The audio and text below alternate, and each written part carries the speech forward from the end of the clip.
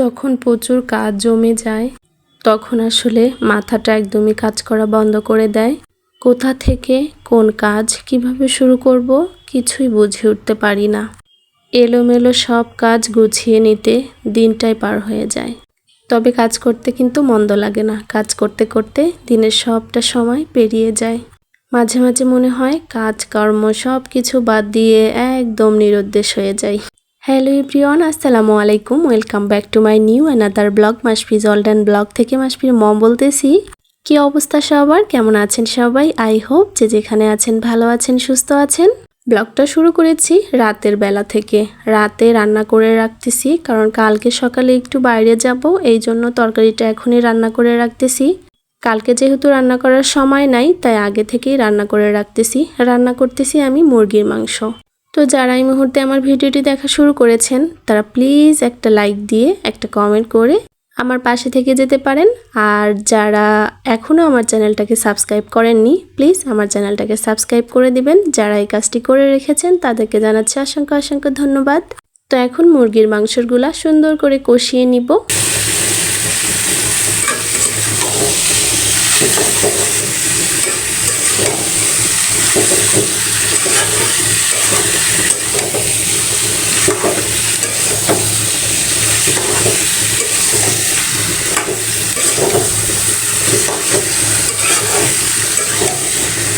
মুরগির মাংসটা রান্না শেষ করে এখন চলে এসেছি একটু নাস্তা বানাবো। তো তালের বড়া বানিয়ে নিব। নারকেল দিয়ে তালের বড়াটা আগে থেকেই রেডি করে রাখা ছিল ফ্রিজে, এখন বের করে শুধু বানিয়ে নিচ্ছি।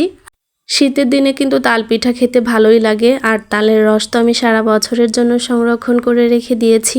তো এখন সন্ধ্যার সময় সবাইকে এই তালের বড়া দিয়ে নাস্তা করতে দিব। তার সাথে একটু ডিম সিদ্ধ করে নিয়েছি গরম গরম। তালের বড়াটা কিন্তু আমার ছেলের মাশাআল্লাহ অনেক পছন্দ। নেক্সট ডে সকালবেলা, গুড মর্নিং সবাইকে। এটা ছিল পরের দিনের ভিডিও। খুব সকাল সকাল উঠে 8:30 বাজে সেই সময়কার ট্রেন ধরার জন্য স্টেশনে চলে এসেছি, কারণ আজকে একটা জরুরি কাজের উদ্দেশ্যে বাইরে যাব। এই জন্যই হচ্ছে স্টেশনে 8:30 ট্রেন ধরার জন্য চলে এসেছি। তো টিকিট কেটে ট্রেনে উঠে পড়েছি। এখন কিন্তু ট্রেনটা ছেড়ে দিয়েছে। ট্রেনে যেতে যেতে এই সুন্দর প্রকৃতি খুব বেশি অনুভব করতেছি, খুব বেশি ভালো লাগতেছে। প্রকৃতি দেখতে কিন্তু বড় আমার খুব ভালো লাগে। একদম সোনালি সোনালি ধানগুলা সব কেটে ফেলেছে। এখন তো কৃষকদের কত কাজ। আসলে কৃষকেরা কত কষ্ট করে, ওরা কষ্ট করে আর আমরা এই যে আরামে বসে বসে সেই চাউলের ভাতগুলা কিনে কিনে খাই, কিন্তু কৃষকরা অনেক বেশি পরিমাণে কষ্ট করে।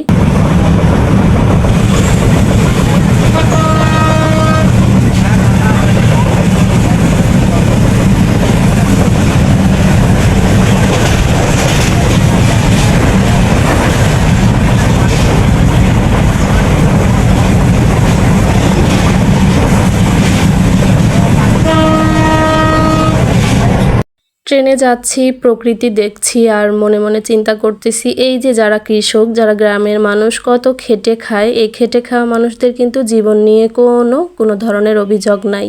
কিন্তু এই যে আমাদের মতো মানুষদের যারা বসে বসে খাই, আমাদের জীবনের কত অভিযোগ, এটা নাই ওটা নাই, আমরা এটা কষ্ট করতে পারবো না, ওটা করতে পারবো না, অথচ তারা কত কষ্ট করে। গ্রামের মানুষগুলার জীবনযাপন দেখলে কিন্তু আসলেই বোঝা যায় কতটা সুখে এবং কতটা ভালো আছি আমরা। কৃষকেরা এই যে এই ধান উৎপাদন করে, আবার এরপরে ধান ওরা নিজে কাটবে, নিজে এখান থেকে ধান সিদ্ধ করবে, চাউল বানাবে, তারপরে এটা আবার বাজারে বিক্রি করবে, বা অনেক সময় দেখা যায় কষ্ট করে ধান শুকিয়ে তারপরে ধানটাকেও তারা কিন্তু বিক্রি করে দেয়। তো তাদের জীবনযাপন আসলে অনেক কষ্টের। এত কিছু করার পরেও কিন্তু আসলে তাদের যে কষ্টের যে উপার্জনের যে সমপরিমাণ টাকা আসলে তারা সেটা কিন্তু পায় না। তারপরেও কিন্তু তারা অনেক খুশি থাকে।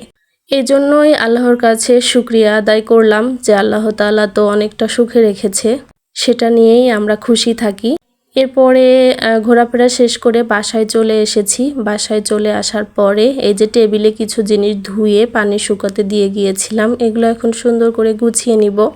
আস্তে আস্তে আমি রান্নাঘরের কিছু টুকিটাকি জিনিস যেগুলো তেল চিটচিটে হয়েছে না, সেগুলো একটু ধুয়ে রোদে শুকিয়ে দেখি যে কয়েকটা জিনিস আস্তে আস্তে প্যাকেট করা যায়, সে কয়েকটা কাজই কিন্তু আমার কমে যাবে। একটা সংসারের অনেক রকমের জিনিস থাকে, আর বাসা চেঞ্জ করার সময় এই জিনিসগুলো গুছাতে যে কত কষ্ট হয়, তো যারা বাসা চেঞ্জ করেন তারা কিন্তু আসলেই বুঝতে পারবেন। আমি এতদিন সরকারি কোয়ার্টারে ছিলাম, যেখানে আমার হাজব্যান্ড জব করতো সেখানে। এখন আস্তে আস্তে সেটেল হতে চাচ্ছি, যেহেতু বাচ্চা আস্তে আস্তে বড় হয়ে যাচ্ছে। তো এর আগে আসলে বাসা চেঞ্জ করাটা আমার হয়নি, তো বাসা চেঞ্জ করার যে প্যারা সেটা খুব একটা আমি পাইনি। তো এখন চিন্তা করতেছি এই জিনিসগুলো কিভাবে গুছাবো, কিভাবে প্যাকেট করব। তারপর এগুলো আবার যত্ন করে নিয়ে যেতে হবে। যাওয়ার সময় জানি না কি জিনিস নষ্ট হয় না হয়, এটা নিয়েও টেনশন হচ্ছে। তো কিছু জিনিস আমি এই যে শোকেজে রেখে দিলাম, এগুলো যাওয়ার আগে সুন্দর করে একটা নির্দিষ্ট কার্টুনের মধ্যে বা বালতির মধ্যে আস্তে আস্তে আমি গুছাবো। তবে ধুয়ে ধুয়ে জিনিসগুলা এই যে এখানে জড়ো করে রাখতেছি। যখন যেটা যেভাবে গুছানো দরকার সেটা ইনশাল্লাহ গুছিয়ে নিব। তো এভাবে করে সব জিনিস ধুয়ে শুকিয়ে শুকিয়ে এখানে আমি রেখে দিচ্ছি। এগুলো আর আপাতত ব্যবহার করব না।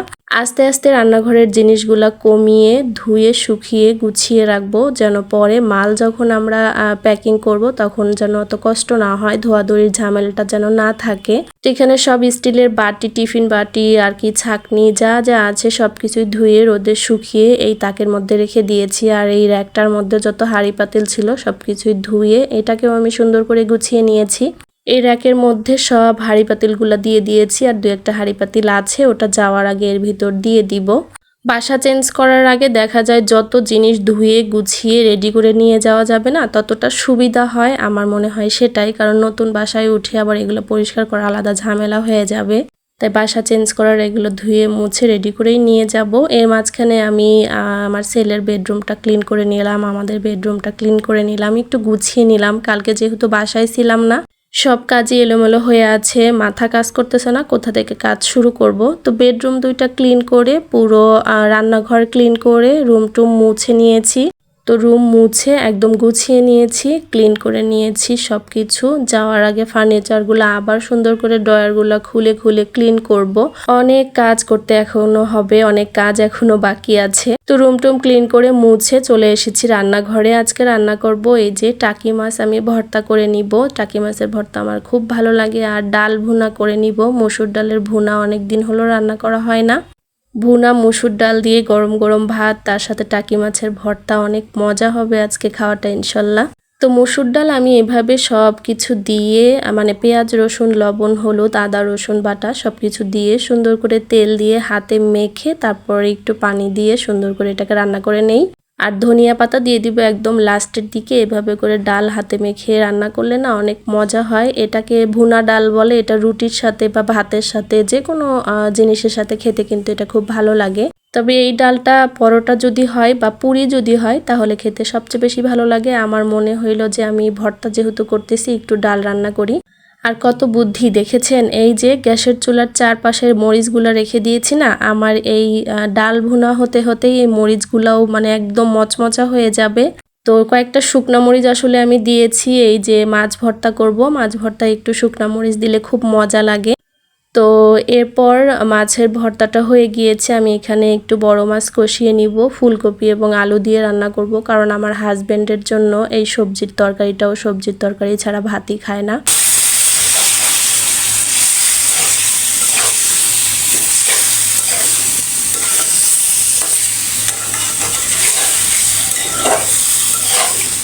এগুলো কি দেখতে পাচ্ছেন? মাছের ফটকা। কে কে খান? আমরা কিন্তু মাছের ফটকা খাই, খুব ভালো লাগে। আর এদিকে দেখেন আমার ডাল ভুনাটাও হয়ে গিয়েছে। এখন শুধু ধনিয়া পাতা দিয়ে এটাকে নামিয়ে নিব।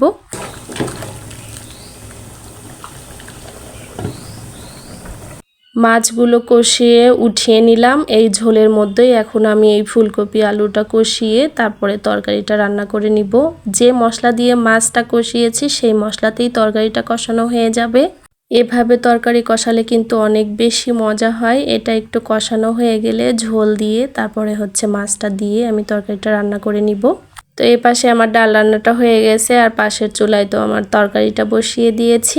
ভিডিওর এই পর্যায়ে এসে আবারও রিকোয়েস্ট করব, যারা যারা এখনও লাইক করেননি প্লিজ একটা লাইক দিয়ে দিবেন। আর যারা আজকে নতুন এবং প্রথম আমার চ্যানেলটি ভিজিট করেছেন, আমার ভিডিওর কোনো অংশ বা আমার কথার কোনো অংশ যদি আপনাদের কাছে এতটুকু পরিমাণ ভালো লেগে থাকে তাহলে প্লিজ আমার চ্যানেলটা সাবস্ক্রাইব করে দিয়ে আমার পাশে থেকে যাবেন। পাশে থাকা বেল আইকনটি ক্লিক করে দিবেন, সবার আগে নোটিফিকেশন পেয়ে যাবেন আপনি আপনার সময় এবং সুযোগ মতো আমার ভিডিওটি যদি ভালো লাগে তাহলে দেখে নিতে পারবেন।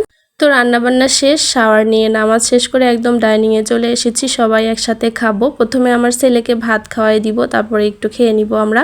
তো এখানে মাছ আর ওকে ডাল দিয়ে দিচ্ছি। ও কিন্তু মসুর ডাল আর মাছ খুব বেশি পছন্দ করে। আর মাছ যেহেতু, এজন্য একে একটু মানে কাটা বেছে খাওয়াই দিতে হবে। তাছাড়া এমনিতেও হাত দিয়ে ভাত খায় আলহামদুলিল্লাহ।